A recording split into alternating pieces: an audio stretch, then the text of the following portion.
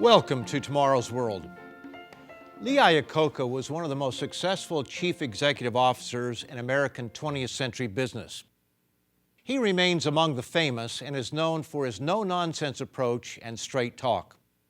In addition to business, he is also the author of several best-selling books, such as Talking Straight and Where Have All the Leaders Gone? In 1978, Iacocca took over at the helm of beleaguered Chrysler Corporation. And the next year, he secured $1.5 billion in government-backed loans, effectively saving the automobile manufacturer and thousands of jobs. And if that wasn't enough, under his leadership, Chrysler Corporation paid all those loans 7 years early. How often is that done in business? In 2009, he was ranked by Portfolio.com number 18 among the 20 all-time most successful American chief executive officers. Yet for all this, Iacocca admits he is not sure of his success in life. Quoting from his book, Talking Straight, he recognizes the limitations of fame and power and questions the meaning of life. As I start the twilight years of my life, I try to look back and figure out what it was all about. I'm still not sure what is meant by good fortune and success. I know fame and power are for the birds. If Lee Iacocca is uncertain about success, where does that leave you and me? After all, few, if anyone watching this program, are as rich and famous as Lee Iacocca. Even apart from wealth and fame, which one of us has been the head of a large car company? My friends, do you know what real success is? And do you know how to attain it? You may not realize it, but there are 7 laws governing success. And if you follow all 7 of them, you can be successful beyond your wildest imagination. I guarantee it. I challenge you to stay tuned, because I'll be right back to tell you how you can become a success beyond your wildest dreams.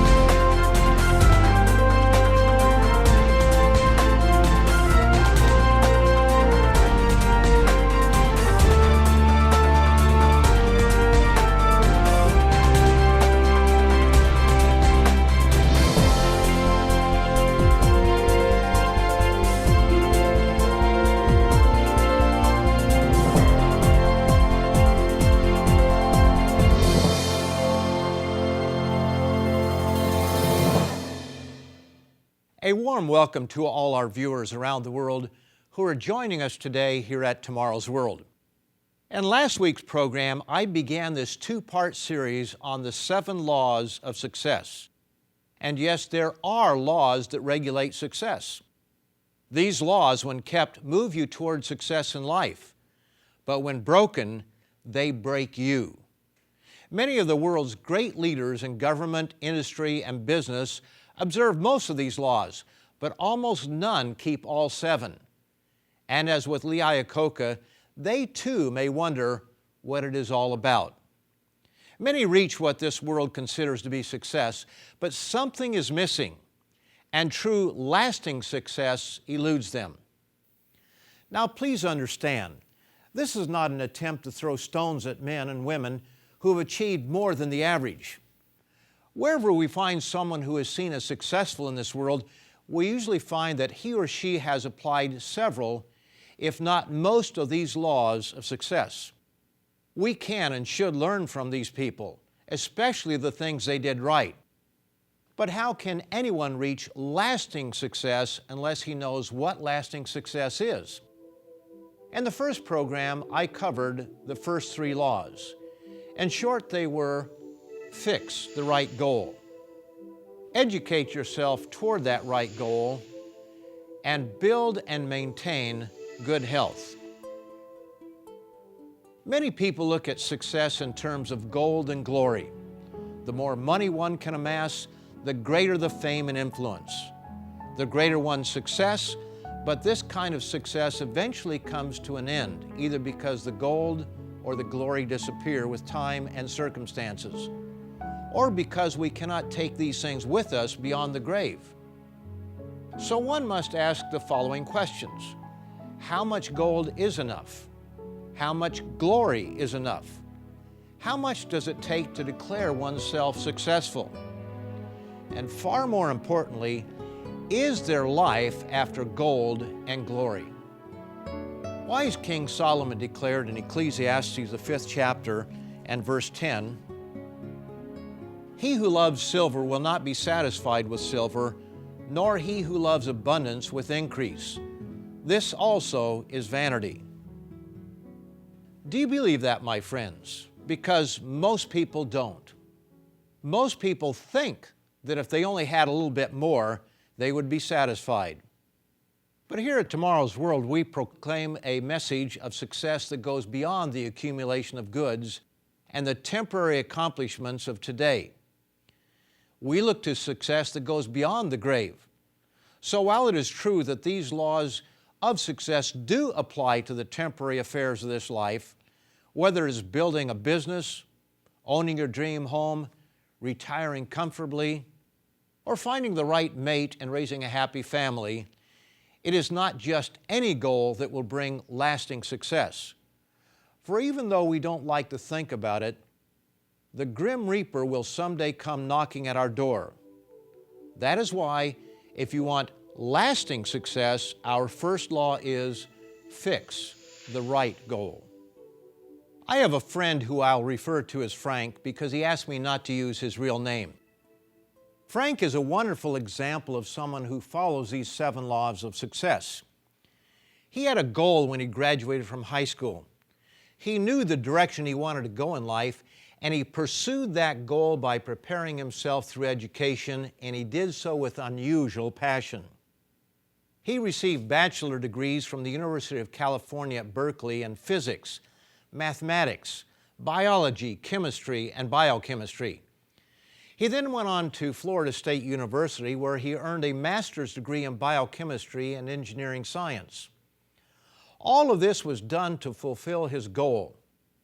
And I know this is a mouthful, but I'm going to give it to you anyway, of building medical instruments that can analyze and measure the internal organizational structure of cells to enable a more detailed analysis of cell contents and abnormalities. His inventions will impact the lives of tens of thousands, and perhaps without you realizing it, even your own life. It was because of Frank's broad education in several technical fields that he was able, and continues to be able, to design and bring to production instruments that are revolutionizing medical lab testing, making it faster, more accurate, and less prone to errors. Frank understood at an early age his need for preparation through education. That is our second law of success. Our third law of success is build and maintain good health. No one can live up to his or her full potential if he is tired, drowsy all the time, or sickly. Now, to be sure, there are individuals who have persevered and endured physical adversity and still been highly successful. But imagine how much more they could accomplish were they to enjoy good health. Whatever success one may have, possessing energy, strength, and stamina makes greater achievement possible. Such simple things as getting adequate rest and regular exercise go a long way toward this goal. But the Bible contains other regulations and principles that build and maintain good health. So after fixing the right goal and educating oneself to attain it, the third law of success teaches us the importance of building and maintaining good health. These are the first 3 laws of success, but this is not all that is needed. Even if someone has a strong desire to obtain a goal, has educated himself to know how to achieve that goal, and has good health, success is far from assured. After all, success comes to those who do something. Accomplishment is the result of doing. This takes effort. This takes drive. That is why our fourth law of success is drive. This means energy must be put into the task of accomplishing your goal. Partial or half-hearted effort may take you in the direction of your goal, but driving yourself will move you along to successful accomplishment. Consider how many hopes and dreams have faded away in the midst of time for lack of drive. How many good ideas have died in bed or fizzled in the heat of the sun. This fourth law separates the doers from the do-nothings, the great from the wannabe greats. My friend Frank followed the first three laws, but if he didn't have the drive to take his education and pursue his goal, nothing would have happened. Those who live a life of accomplishment put a prod on themselves to do things they may not humanly want to do. They take care of business. They put work first and postpone play. They do the tedious and the difficult. They forsake wasteful entertainment such as television and time-consuming internet socializing and texting. They go to bed at a reasonable time. Then when morning comes, they drive themselves to get out of bed early and off to productive labor. They put a constant prod on themselves. The Bible admonishes young people to learn to drive themselves. Proverbs, the 10th chapter, verse 4 tells us, "He who has a slack hand becomes poor, but the hand of the diligent makes rich." Another proverb explains why some people rule and others are ruled over. That's found in the 12th chapter of Proverbs, verse 24. "The hand of the diligent will rule, but the lazy man will be put to forced labor." And Proverbs 22:29 gives us encouragement to the person who is at the top of his or her profession. Do you see a man who excels in his work? He will stand before kings. He will not stand before unknown men. Yes, it is the diligent, those who drive themselves, who excel in their work. They end up at the top of the class or the top of the organization, while the lazy man sinks to the bottom. It is not that the lazy man doesn't want to end up at the top. He is not there because he or she is unwilling to pay the price of hard work to get there. As we are told in Proverbs, the 13th chapter, and in verse 4, "The soul of the lazy man desires and has nothing, but the soul of the diligent shall be made rich." If you would like to discover more about how this topic impacts your life, visit us online at www.lcgcanada.org to read our featured literature free of charge.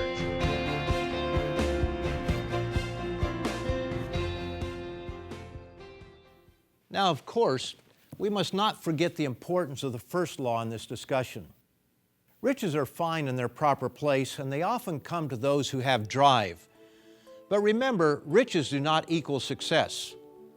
Far too many have full bank accounts but empty lives. So remember that first law, fix the right goal. But having drive to obtain that goal is our fourth law. Now let us consider our all-important fifth law of success, resourcefulness. Sometimes we refer to this as turning lemons into lemonade, taking something sour and turning it into a delightfully refreshing drink on a hot day. In any endeavor, things do not always work the way we expect. Emergencies arise, we run into detours, setbacks occur. On April the 11th, 1970, a 110-meter tall Saturn V rocket blasted off from its Florida launch pad with 3 American astronauts aboard. Destination? The moon. Just into the third day of their journey, the crew gave a 49-minute TV broadcast showing how comfortably they lived and worked in the weightlessness. Commander Jim Lovell signed off with this message. "This is the crew of Apollo 13 wishing everybody there a nice evening. And we're just about ready to close out our inspection of Aquarius, that's the landing module, and get back for a pleasant evening in Odyssey, the command module. Good night. 9 minutes later, and some 320,000 kilometers from Earth, Jack Sweigert's matter-of-fact comment was one of the greatest understatements of all time. Houston, we've had a problem here. Indeed, they did. The number 2 oxygen tank had exploded, leaving Apollo 13 with Jim Lovell, Jack Swigert, and Fred Hayes in a fight for their lives. The next 4 days recorded one of the greatest displays of resourcefulness ever known to man, as teams of astronauts, engineers, mechanics, and mathematicians worked out problem after problem with near zero room for error to turn disaster into triumph. Resourcefulness literally saved their lives. They took the resources available to them and worked out ingenious solutions. They did what had never been done before because nothing quite like this had ever happened before. Some consider this to be NASA's finest hour, their greatest achievement ever. When trouble strikes, some people throw up their hands and give up. When evaluating what resources they might have available and how they might properly use them would lead to a solution to the problem. Often it is a minor adjustment to plans. But other times, as in the case of Apollo 13, it requires calmness under pressure, cooperation with others, and a positive can-do attitude. It also requires an understanding of one's resources, and this reminds us of our second law of success, which is education.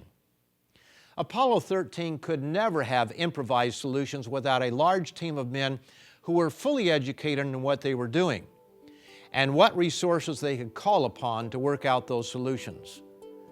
Apollo 13 is just one example of why resourcefulness is our fifth law of success. In the Analects of Confucius, we find an example of our sixth law, which is perseverance. In Book 14, number 40, we are told, Xilu stopped for the night at Stone Gate. The gatekeeper said, "Where are you from?" Xilu said, "From the household of Confucius." The gatekeeper said, "The one who knows there's nothing that can be done but keeps on trying?" Confucius was a determined man. He didn't give up. As with so many others down through the centuries, the truly great are often not recognized as such by their own generation. The character to continue when men or women of lesser determination give up often separates the successful from the unsuccessful. We often refer to this law as stick-to-itiveness. Successful people never give up. My friend Frank is an example of perseverance. Time and again he came to roadblocks and faced difficulties that would have caused lesser men to throw in the towel. He spent over 30 years working on one instrument that would revolutionize lab testing of blood samples. He spent over $100,000 to secure his inventions with patents, only to have people try to steal them on 3 separate occasions. Time and again, just when everything seemed hopeless, sometimes with an empty bank account, something would happen to keep him going. Yes, 30 years is a long time to persevere. Perseverance is our sixth law of success. Never give up. The seventh law of success is one that few follow. Because people don't have this one right, they almost assuredly don't have the first law correct. Many people admit that luck played a part in their success. They realize certain breaks came their way, that good timing happened to be on their side, or that by chance they were influenced by someone who was critical to their success. But what if luck, good fortune, chance, and breaks were taken out of the equation? Is success dependent on happenstance? Frank certainly doesn't think so. As mentioned earlier, he came against roadblocks time and time again. People tried to steal his patents, his ideas that he had spent years in creating. There were many times when his bank account was empty and he had employees to pay. But in every case, something happened to get him past the crisis. And what was that something? Was it mere luck? I'd like to read from his own words on the subject. Just when we were almost out of money, God would provide just enough money to keep us going. An unexpected sale would happen. A small business loan was approved, etc. Our poor controller was always in tears, but finally she began to believe that we could live by faith and that God would provide. Yes, Frank understands the seventh law of success.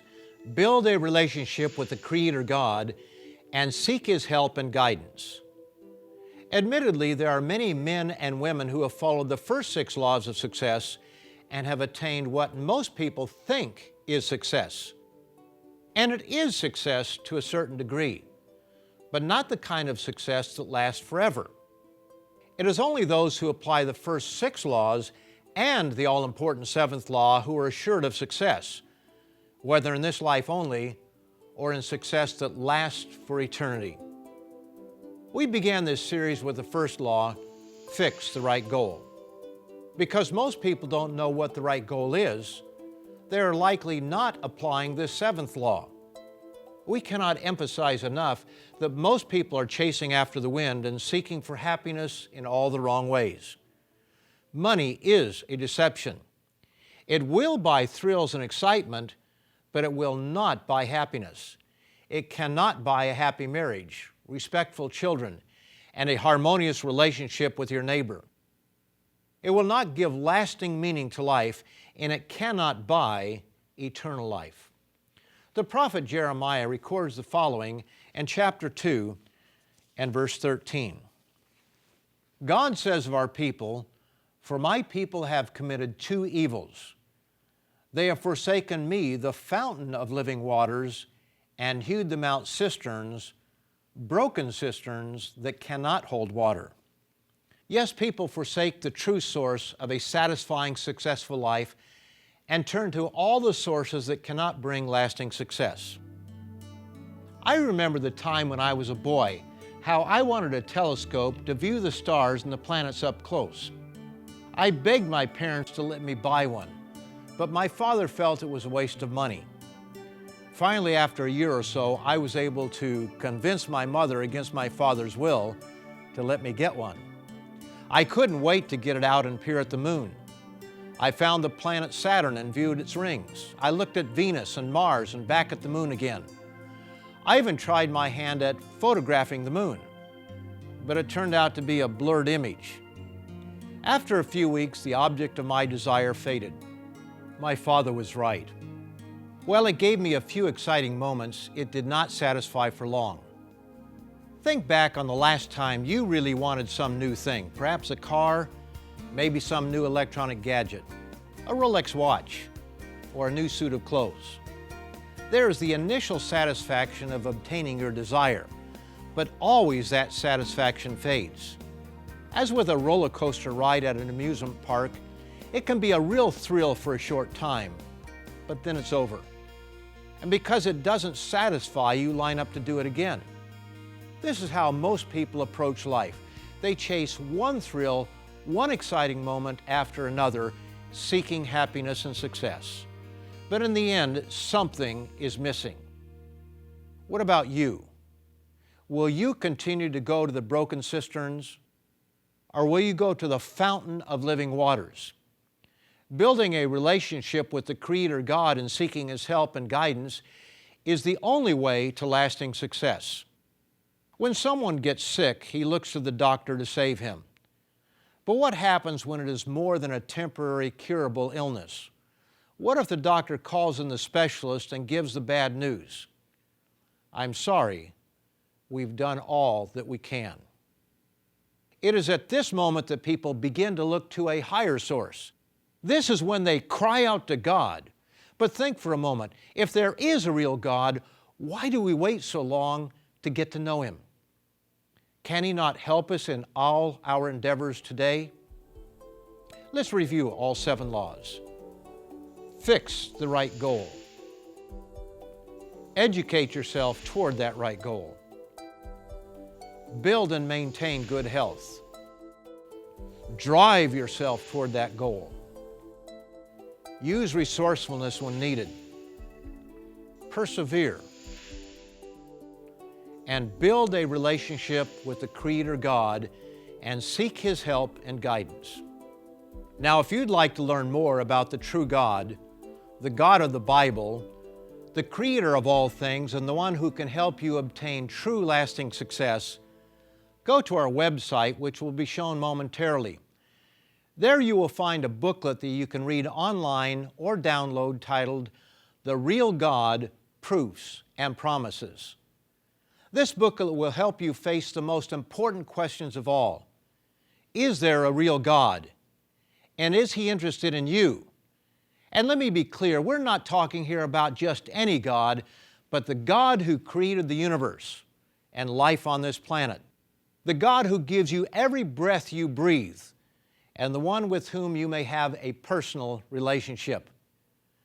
You will also find other material on our website that will help you to understand the very meaning of life, straight from the pages of the Bible.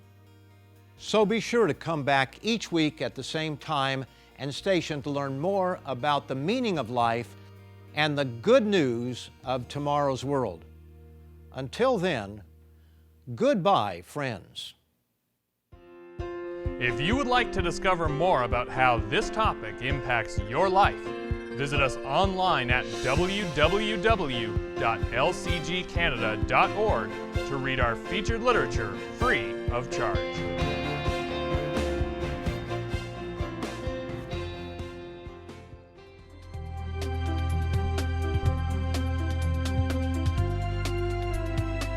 The preceding program has been produced by the Living Church of God.